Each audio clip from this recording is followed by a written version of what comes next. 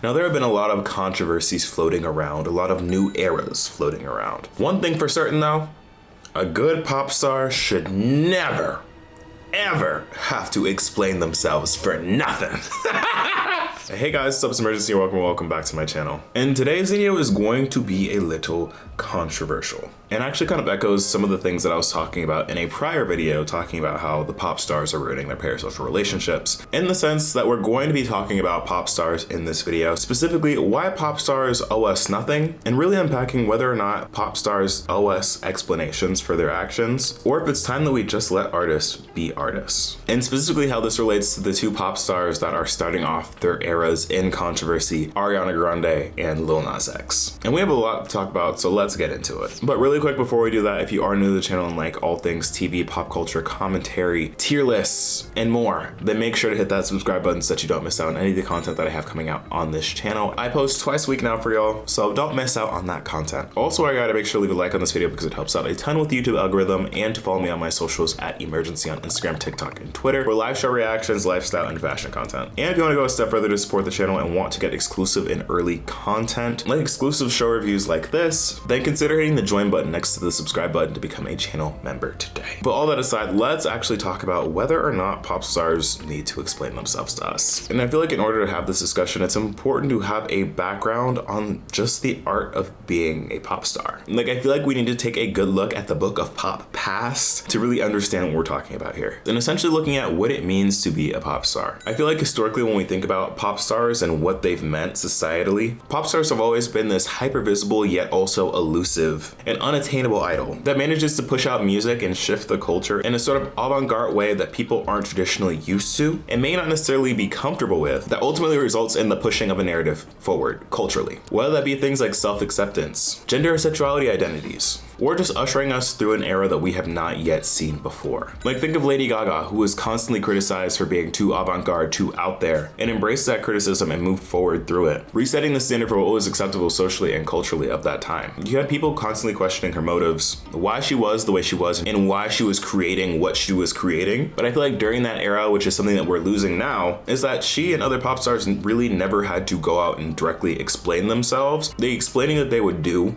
or any form of addressing things that they had to deal with, would come in the music. It would come in the form of art. And they never really have to explain their art would speak for them. Whether that be things that they were going through, controversies that they had, that would all be told through their art. And like I said, I feel like we're in an era because celebrities are so accessible to us now through social media that we're kind of losing the art and mystique of pop stars. Like, whenever they have a controversy surrounding them or something going on in their lives, especially when it's not explicitly harming anybody or leading to the demise of anybody or any group of people, they're essentially incentivized to step out of their art and explain themselves and explain their art and what they mean explicitly to their audience, as opposed to just putting it in their work, in their songs, in their music, in the music videos, and having that speak for them. And I feel like there are many different reasons behind why that is, like the decrease in general media literacy across the board, along with the over-reliance on controversy to sell things. Like, I feel like we're losing recipes here, and the two most recent pop stars to fall under this category of having to explain themselves and their artistic direction, both in and out of the music and the art that they're making, are Ariana Grande and Lil Nas X. Both these artists are kicking off their new eras, and both of them have been battling controversy from the very beginning. Although the outcome and the method of addressing these controversies are a little bit different, and we're gonna get into both. But first, let's start with Miss Ponytail. Now, in my past video that I previously mentioned, we talked about the scandals that were going on with Ariana last summer, where she'd been dealing with a lot of backlash from people with alleged relationship drama between her ex-husband, Dalton Gomez, and her new boyfriend, Ethan Slater. And essentially the gist of that video was, we care too much about celebrity relationships and what's going on in celebrities' lives, because at the end of the day, we don't know these people. And throughout the entirety of last year, Ariana was getting whacked left and right over not only stuff that had been going on in her love life, people had so much to say about her body and her appearance, to the point where she actually had to make a video addressing it and asking people to kindly stop, because people had been running rampant with alleged blind items that had been going out and just general internet discourse over the quality of her health and mental well-being. And then the alleged relationship drama just made everything even worse for her, to the point where publicly for the latter half of 2023, a majority majority of Ariana's public image had been wrapped up in scandal. And scandal is honestly nothing new to a pop star. In fact, scandals and controversy have given us some of the most iconic and memorable comebacks and just general pop moments. Like think Taylor Swift's Reputation era, Beyonce's Lemonade, and even Ariana's Thank You Next album. Each of these albums came out during a time where these artists had things going on in their lives, whether it be public perception or very public relationship issues. Instead of being expected to hop online and make a video explaining what's been going on in their lives and addressing the controversy around them, they hop in the studio and make some art about it. Like they make some music about it, addressing it on their own terms in their own way, which in turn leads to some amazing music. Like I feel like there's a difference between having to come online to explain and defend your art and letting the music do the explaining for you,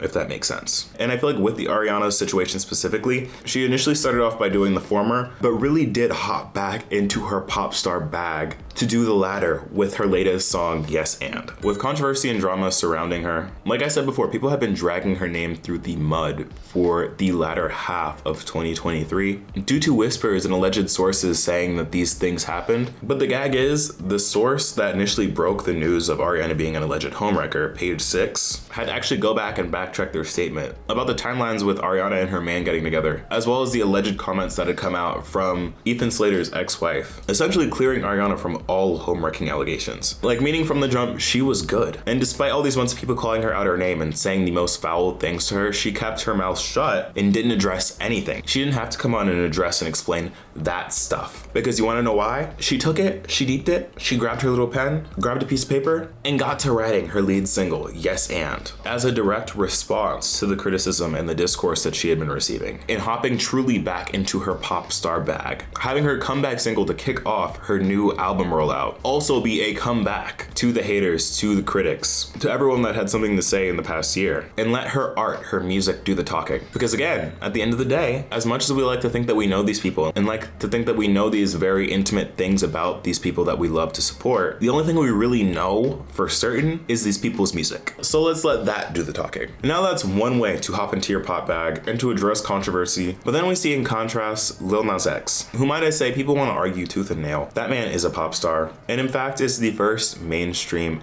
openly gay pop star, and we need to give him his props for that. But regarding his controversy with his new era, I feel like you must be under a rock if you have not heard what's been going on with him. As we know in the past, Lil Nas has used controversy and outrage as a form of marketing and promotion for his music in the past, but this time with his new rollout, things have seemed to be similar, yet people are a little bit more angry than they were before. Because this time around, instead of dancing with the devil, Nas has what people have been calling made a mockery of Christianity and Jesus with his latest single titled J Christ, in which in the lead up to the release of the single, posted videos of him at a communion, eating communion wafers and drinking wine, which for the religious community seemed to be a pretty big deal due to the symbolism of it all, in addition to his actual music video, which had a lot of heavy J Christ related imagery. And people were mad and people were really offended because they felt that he was making a mockery of Christianity. And I have a lot of thoughts on this because a lot has unfolded on the internet since this, with a lot of people coming out with their opinions and their takes on everything from my point of view. But things apparently got bad enough that he actually came out and made a 4-minute explanation video. I would say an apology video, but it's not necessarily that. It's more of an explanation of the vision and the direction he was going, essentially directly explaining himself and his art to people, because people have been taking these narratives and running with it. And honestly, when I first saw the video, I was a little shocked because I was expecting a joke to come at the end, because, you know, like, that's Lil Nas for you. Like, he'll make an apology video like addressing a scandal, but then he'll make a joke out of it and it's all promo for his rollout. Like, he did that for the Satan Shoe last rollout, I believe. And I thought this was gonna be something similar, but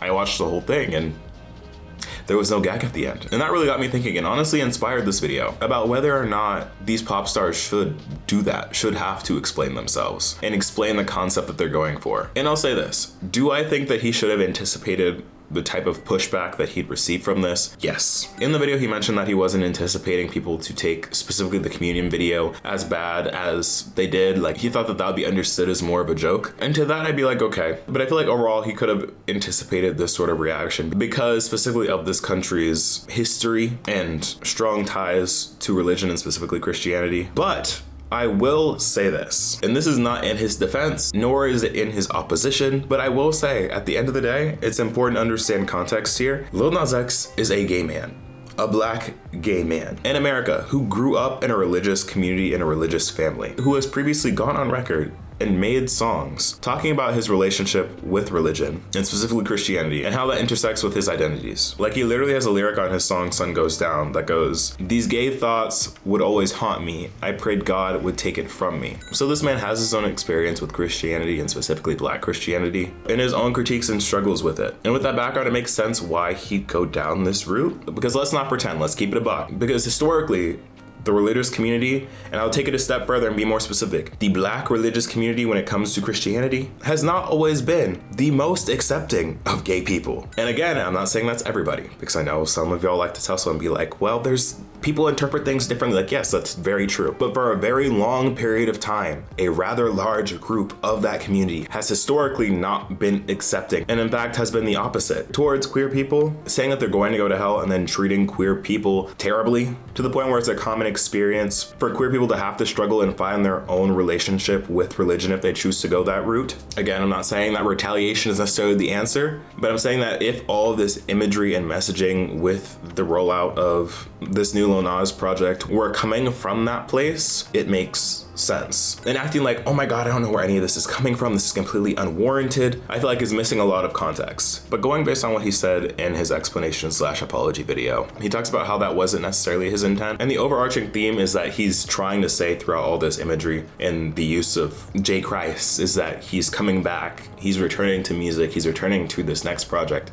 like J. Christ. And outside of the communion stuff, I'd say that he kind of does do that. And I feel like for a lot of people, the problem isn't necessarily the stuff with religion. But the problem that a lot of people have with this rollout is that the form of controversy, the form of outrage is just very similar to what happened with the rollout with Montero. And the people have been expressing that they're a little fatigued. They're tired of having to react like this. After what felt like a very long and very tedious week of Lil Nas X teasing his comeback, I read about what his new single J. Christ tells us about what has and has not changed about him since the last time he released music, and also how the conversation around it fits into the larger conversation about pop music's long-standing complicated relationship with the use of religious imagery. Why come on the internet and apologize and act like you didn't know how the internet works? You made your career on it. You know how the internet works, baby. You knew what was going to happen when you got on here. And But what I find interesting for a lot of the criticism and pushback from specifically the imagery in the music video, I don't feel like he did anything in the music video that hasn't necessarily been done before. And he mentioned that. I mean, the sickening angelic bust down in the beginning of the video, I have not seen that before. I have not. I can't tell you that I've seen that one before. But in terms of the general imagery, even he's mentioned that he's not the first one to have this sort of imagery or liken himself to Christ or a godlike figure. And then on the contrary, he's not the first person to deal with demonic symbolism and imagery. When you literally have other rappers calling themselves God, likening themselves to J. Christ, as well as likening themselves to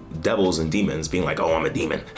No, like think Kanye, Jesus, Kendrick Lamar, and Uzi telling his fans they're going to hell for listening to his music. It's just interesting to note who gets criticism for what and for why when they do it. Like, of course, I'm not gonna say that I'm shocked that he got the backlash that he did, because again, it's Lil Nas X and he's doing stuff like this, like no doubt he's gonna get a reaction. But it's just interesting when, say, a straight man does stuff like this or says like, oh, I'm a demon. People are like, oh, he's tough, he's about his business, he's a demon. But God forbid a woman or a gay man says the same or similar or has stuff like that in their video, then it's, oh my God, they sold their soul. They're making a mockery of religion. Like, I just think about how Nicki Minaj and Lady Gaga were publicly crucified, although their impacts were a little bit different, for their use of religion in performance and in their art, where straight male rappers can essentially kind of get away with it, or at least not have it be as big of a deal. Just something to think about. But getting back to the point of this video when talking about whether or not these artists or pop stars should have to explain themselves, in Lil Nas X's case, this is an example of a controversy taken a little bit too far. But in this case, where there is explicitly an explanation, like instead of having the art explain itself and not necessarily addressing things, this is an example of having a pop star have to sit and explain their art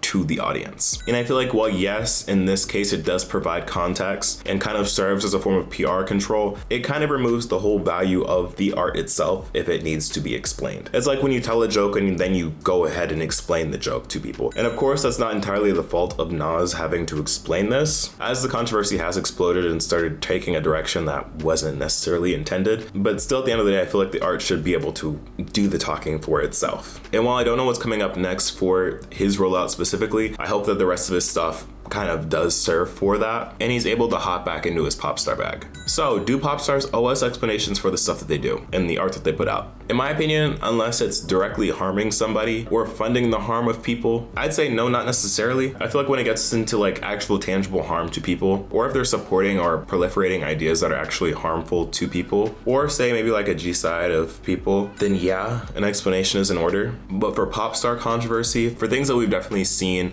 tackled before and grappled with before, I'd say let the work speak for itself. Although something can be said about the overuse of manufactured controversy for the use of pop stars, which I feel like is a little different. Regardless though, I'm excited to see where both Ariana and Lil Nas go with their new eras, and honestly I'm kind of sad for both. But now I want to hear your thoughts. I know that this is a deeply controversial video and everyone's going to have a different take. Do you believe that pop stars should explain themselves and their music and their actions? Or do you think the interpretation of their lives and their music should be left up to the viewer and the consumer of their art and music? Because of the nature of this video, I do encourage y'all to be respectful in the comments. But yeah, that's it from me. Again, if you're new to the channel and want more content like this, then be sure to subscribe, leave a like on this video, and to follow me on my socials at Imurgency on Instagram, TikTok, and Twitter. Also, don't forget, if you want early and exclusive content, then be sure to click the join button to become a channel member today. Other than that, y'all, I've been Imurgency, and I will see you in the next video. Peace.